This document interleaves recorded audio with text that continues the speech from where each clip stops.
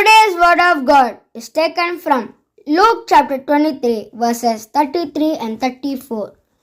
When they were come to the place which is called Calvary, there they crucified Jesus and the malefactors, one on the right hand and the other on the left. Then Jesus said, Father, forgive them, for they do not know what they are doing. இன்றைய Bible வசனம் லூக்கா அதிகாரம் 23 வசனங்கள் 33 முதல் 34 வரை.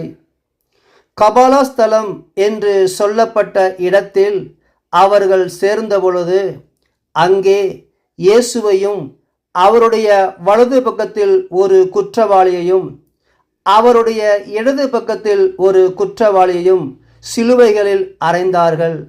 அப்பொழுது இயேசு, பிதாவே, இவர்களுக்கு மன்னியும், தாங்கள் செய்கிறது என்னதென்று அறியாதிருக்கிறார்களே என்றார். God bless you and your family.